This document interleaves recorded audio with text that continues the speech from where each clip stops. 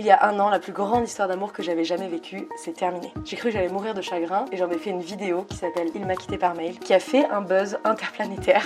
Dans cette vidéo, je me suis filmée tous les jours, du premier jour de la rupture à 6 mois après. Swan Périssé, la comédienne qui a documenté sa rupture. C'est génial. Une vidéo Ah, super Swan. Hein. Elle a fait une vidéo sur pendant 6 mois et la vidéo a fait 1 million de vues. Depuis, la vidéo a été supprimée parce qu'elle a fait polémique. Cette vidéo était sur le chagrin d'amour, sur la survie et sur la résilience. Et depuis, j'ai reçu des milliers de messages, et j'en reçois encore aujourd'hui, de gens qui me demandent comment concrètement on fait pour se remettre d'un chagrin d'amour. Cette vidéo, c'est un petit peu la suite, pour vous raconter comment on va un an après une rupture amoureuse. Et c'est aussi pour vous donner des conseils pour la vie d'après, la vie sans elle ou sans lui, ou sans il, parce qu'il y a des gens qui sont non-binaires. Est-ce que je me suis remise du chagrin et est-ce que je suis très heureuse aujourd'hui? Oui. Plus que jamais. Est-ce que ça laisse des cicatrices bien violentes sur la gueule, que quand tu les touches ça brûle et tu ne seras plus jamais la même personne? Oui. Cette vidéo est en partenariat avec l'application de rencontre Happen, qui vous permet de parler via l'application à des gens que vous avez croisés physiquement dans la vraie vie. C'est tellement compliqué d'aborder des gens qu'on a croisés dans la vraie vie, cette application te permet de le faire sans suer, sans devenir tout rouge ou sans te prendre frontalement un gros vent. Cette vidéo est l'histoire de la vie après le chagrin. Aujourd'hui, j'ai vu un mec pour la 10e fois et je lui ai massé les adducteurs. Il y avait rien de sexuel dans le massage des adducteurs, c'est que la rigolade là. J'ai un cœur qui s'enflamme de ouf, ça me fait trop de mal en fait de rencontrer des gens, de les kiffer. En ce moment je kiffe trop sur un mec, mais vraiment, on me rend folle. J'ai tellement peur. Mais c'est trop dur de faire confiance.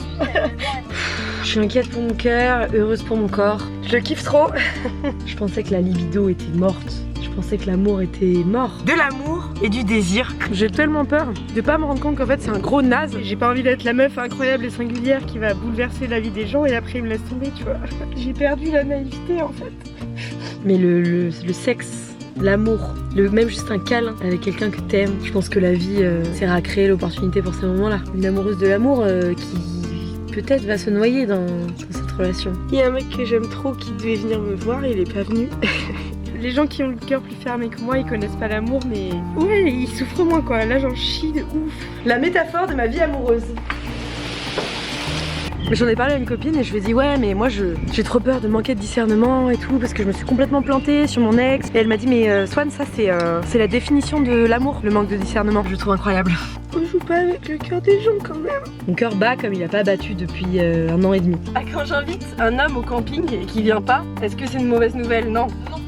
C'est une bonne nouvelle, c'est un bon signe. Il me rend dingue. Quand j'aime quelqu'un, ça efface tellement les autres parties de moi pour laisser de la place à cette flamme énorme. Je me dis genre est-ce qu'on peut être soi-même et amoureux et...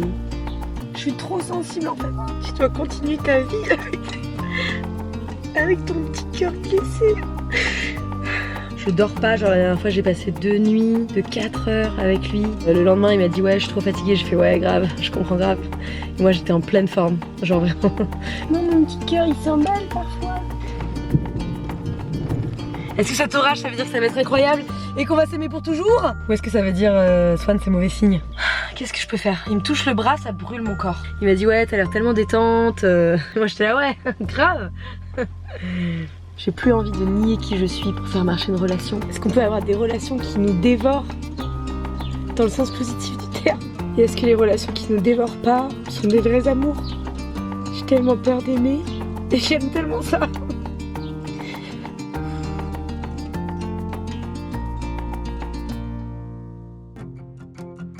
Je pourrais vous en parler pendant des heures, mais aujourd'hui je pense que j'ai choisi les 3 meilleurs conseils que je puisse vous donner pour bien vous entourer, pour vous aider à surmonter un chagrin d'amour. Déjà, il faut s'entourer d'une team de choc. Deuxièmement, je vous conseille d'utiliser ce que j'ai appelé la technique de la vague, qui personnellement m'a changé la vie. Et enfin, il faut donner sa chance au temps.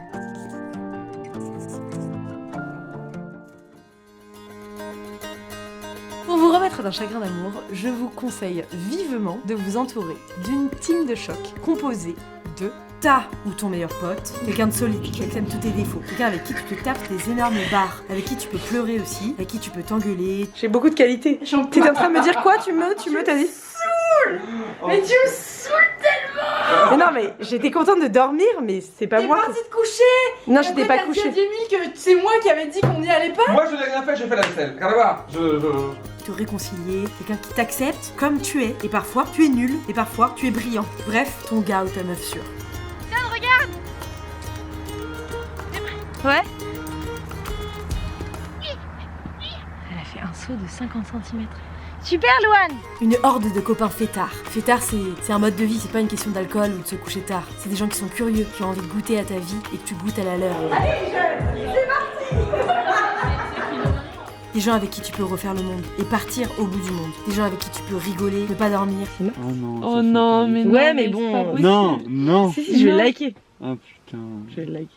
Vraiment là. Inventer des nouveaux systèmes, gueuler sur celui qui existe déjà. Le Monopoly, c'est magouille. C'est le capitalisme. Ta team de choc, elle est composée aussi de ton corps puissant. Un corps qui te sert à marcher, qui peut manger et goûter des mets délicieux, qui peut boire. Un corps qui a des mains qui peuvent apprendre à faire des trucs. Un corps puissant qui peut te faire faire du sport, qui peut changer, qui peut se modeler selon qui t'as envie de devenir. Un corps qui peut tomber et se relever, qui peut te procurer des sensations fortes et t'emmener au bout du monde, au sens propre comme au figuré. J'aime tant la nature. Vraiment, je pourrais faire ça tous les jours, je deviendrais musclée. Oh, je vois noir. Ouais. Ton cerveau incroyable, un cerveau qui sait apprendre, un cerveau qui sait écrire, prendre des photos, réfléchir, se mettre en colère, douter, protester, un cerveau qui t'apprend à te méfier et qui disparaît quand il faut de nouveau aimer. Une application de rencontre qui te permet de rencontrer quand même des gens quand les bars sont fermés, ça c'est plutôt pratique, ou quand il y a le couvre-feu. Une application de rencontre qui te permet de t'enflammer de nouveau. C'est magnifique beau. avec le coucher de soleil et tout. Je me suis dit à tous les coups, je la vois exploser. Une appli sur laquelle tu restes 2 minutes, juste histoire de recréer des regards dans un bar en virtuel. Et ensuite, hop, on se voit. Une appli qui amène à être déçu parfois, mais qui te permet d'embrasser, de rencontrer, de rêver encore. C'est trop beau. Je parle bien sûr de la caravane. Ne t'enflamme pas. Et enfin, dans ta team de choc, n'oublie pas qu'il y a ton cœur. Trop fort, plus fort que tout. Un cœur qui s'émerveille, un cœur qui a peur, un cœur qui prend des risques, un cœur qui se prend des vents, un cœur qui se répare doucement. Le cactus, ça pique. Tu touches la main 5 fois le cactus, ça pique. Tu touches plus le cactus. Sauf que moi là, le cactus, c'est l'amour. Et du coup, j'arrête pas de le retoucher. Ça pique à chaque fois. Je me dis, mais est-ce qu'il existe des cactus qui piquent pas? Mais surtout un cœur qui aime les gens, la nature, la vie, les voyages, les rencontres, le sexe, l'amour, les regards, les caresses, les pleurs, les rires. Ton cœur quoi.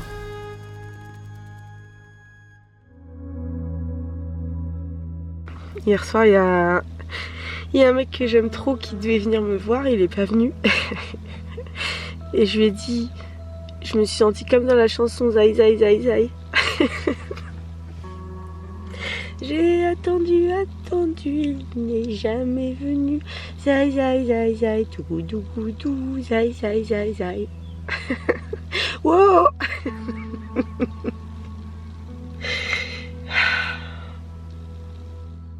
Tous les éléments de sa team de choc sont vos alliés. Traitez-les bien, wesh. Donnez-leur à manger. Oui, je parle de donner à manger à son cœur, à son corps, à ses potes. Moi, j'ai des potes qui mangent beaucoup. C'est un budget. Il faut l'anticiper. Donner à manger à une application de rencontre, par contre, c'est un peu plus compliqué, quoi. C'est pas un Tamagotchi. Conseil numéro 2, la technique de la vague. Si vous êtes assailli par un chagrin d'amour, je vous encourage vivement à appliquer la technique de la vague.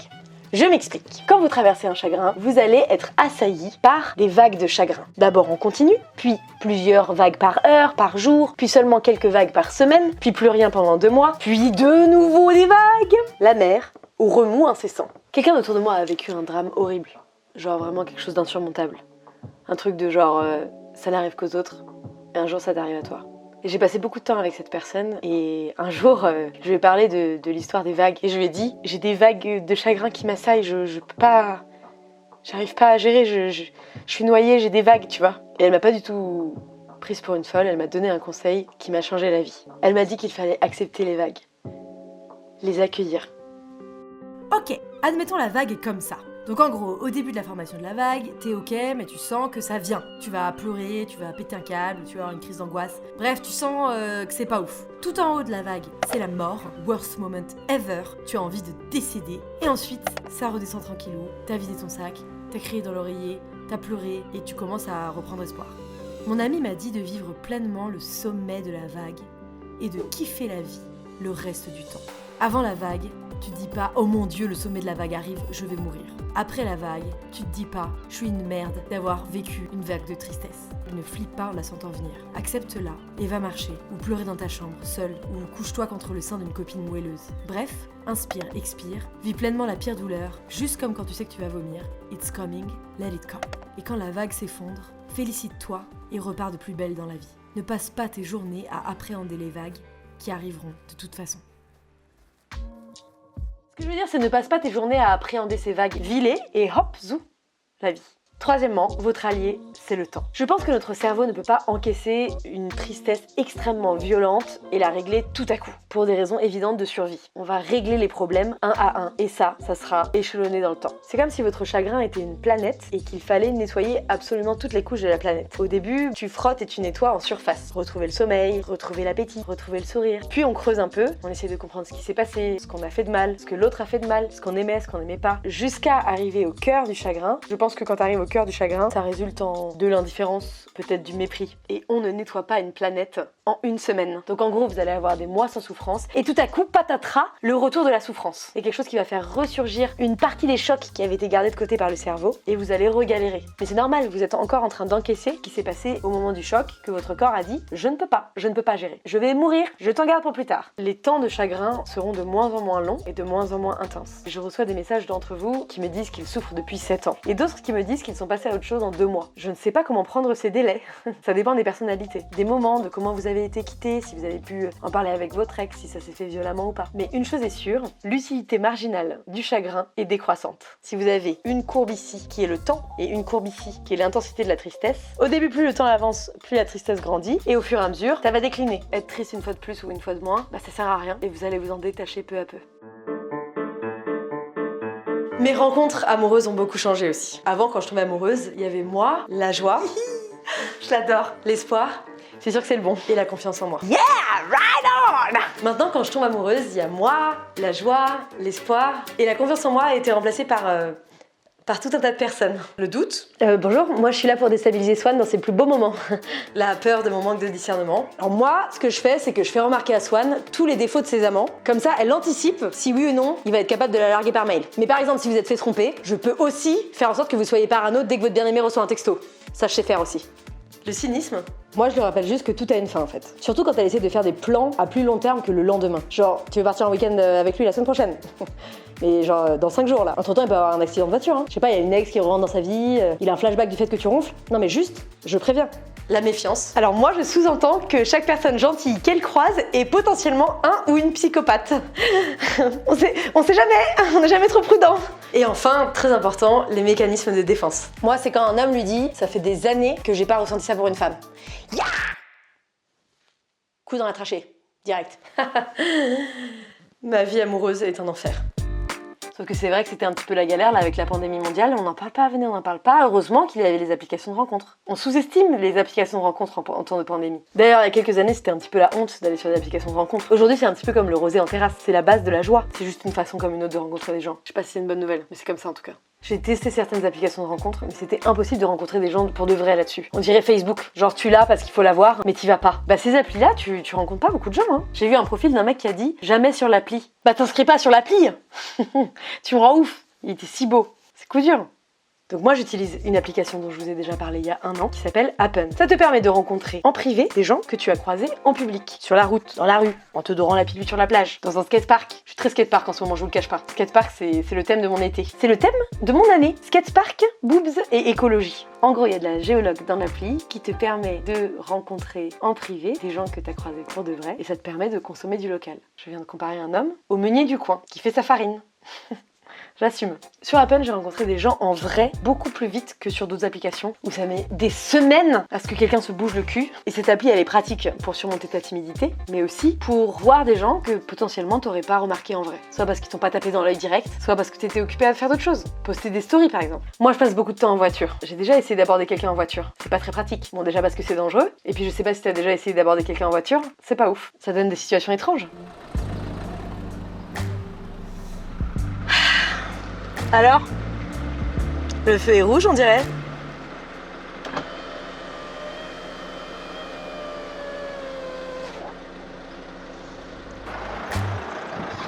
Alors, On bronze? Non, je fais du stop. Bonjour. Non, j'ai pas d'argent là. Salut! Moi dans la vie j'aime bien boire et le roller. T'aimes bien le roller?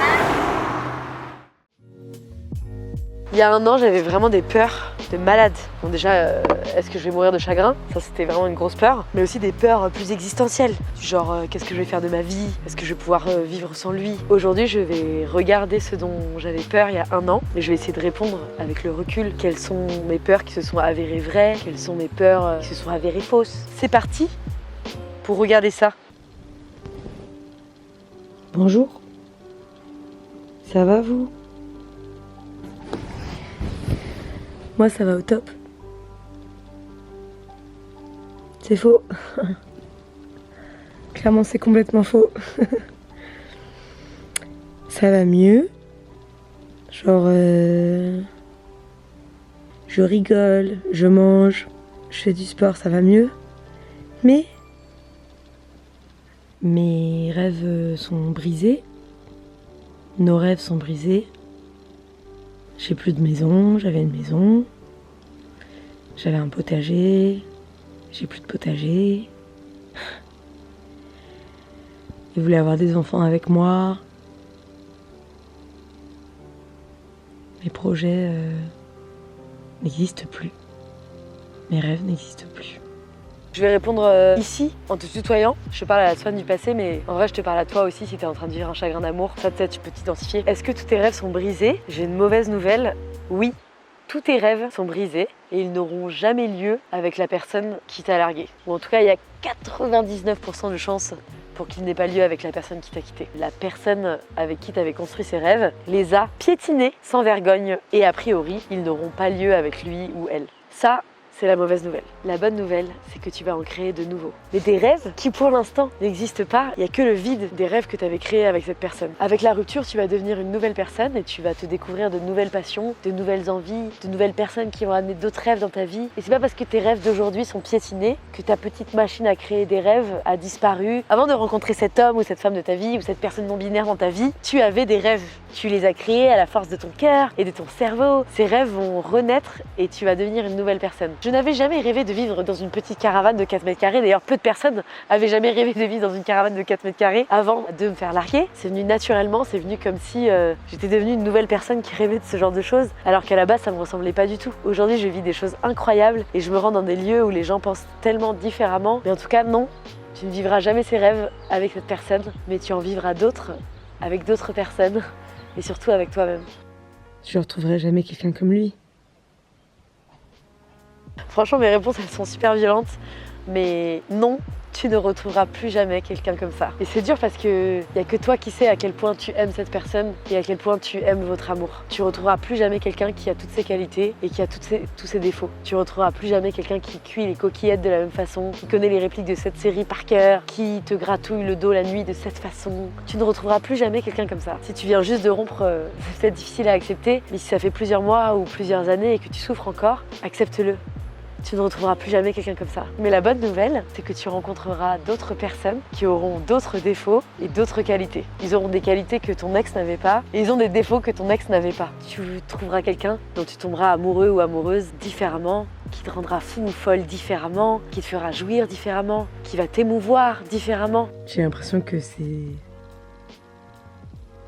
de lui dont j'ai besoin dans ma vie par rapport à qui je suis, mais il m'aime pas. Ton ex n'est pas parfait et tu sais très bien de quels défauts je parle. Les défauts que tu avais enfouis sous le tapis de l'amour, que tu avais enfouis sous le tapis de la peur de la discorde. Deuxième chose, mais le fait que ton ex ne t'aime pas est un énorme défaut. On mérite de sortir avec quelqu'un de maladroit, qui a des défauts, mais qui t'aime. C'est trop important d'être aimé en fait. Et si quelqu'un n'est pas capable de t'aimer à la hauteur de toi, tu l'aimes, bah c'est quand même un gros défaut quoi. Ça fait que cette personne n'est pas parfaite pour toi. Sur le papier, tu crois qu'elle est parfaite, mais dans ta vie, elle ne t'apportera jamais un amour suffisant. Comme ma batterie de panneaux solaires, comme si elle se remplissait toujours à 85%. Si t'as les 15% chiants, t'aimerais que ta lumière, elle brille fort. Elle brille pas fort. Quelle belle métaphore de camping-car. Je sais rien faire sans lui. Tu sais pas déneiger devant une maison. Tu sais pas conduire, tu sais pas mettre des pneus neige, tu sais pas couper du bois. J'ai tout appris avec lui et...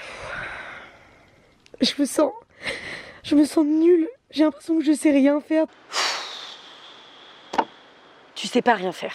Alors ça c'est fou. Quand tu as rencontré la personne que tu aimais, tu savais compter, écrire, tu savais peut-être chanter. Déjà, si pendant une rupture, t'as l'impression que tu sais rien faire sans ton ex, c'est que soit ton ex te dévalorisait, soit que la relation était pas très saine, quoi. Je voudrais juste vous dire que si vous savez aimer et que vous avez une super relation, vous consacrez énormément de temps à votre relation. Du temps à câliner, à dorloter, à faire l'amour, à prendre soin de l'autre, à écouter ses peurs, ses envies. Cependant, quand vous allez vivre une rupture, vous avez tout à coup les 3/4 de votre temps personnel qui se libère. Et ce temps-là, vous pouvez le mettre à profit de l'apprentissage pour faire plein de trucs. Là, je parle vraiment à Swan. Mais Swan, aujourd'hui, tu sais faire un créneau avec une caravane. Si là, tout de suite, t'es en train de pleurer comme une merde, tu sais aimer. Du coup, tu vas en chier, hein.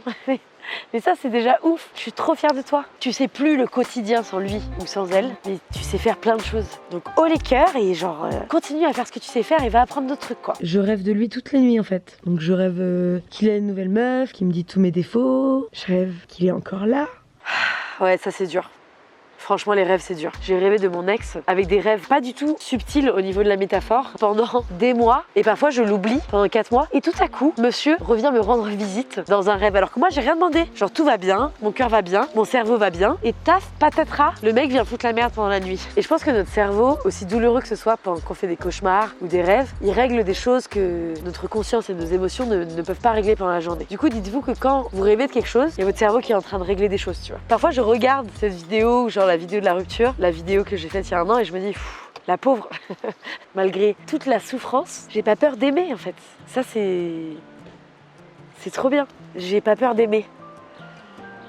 1 an après ce chagrin d'amour, la vie est belle et la cicatrice est nuancée. 50 Shades of couleurs de cicatrices. Ma vie a changé pour toujours. Je vis dans une petite caravane et je me rends chez vous à travers la France. Je rencontre des milliers de personnes, j'en apprends plus sur l'écologie tous les jours et j'ai un projet absolument incroyable que je suis en train de construire. Aujourd'hui, j'essaie d'acheter une maison avec mon ami Nils et on voudrait la rénover pour en faire une maison bioclimatique. Genre être un petit peu indépendant en eau, en énergie, etc. etc. Et j'aurais jamais cru avoir cette vie. Enfin, j'ai tellement changé, je suis une autre personne maintenant et je suis trop reconnaissante que ça m'ait foutu un gros coup de pied au cul comme ça, que j'ai créé une entreprise nomade. J'aime de nouveau, beaucoup, fort, de façon puissante.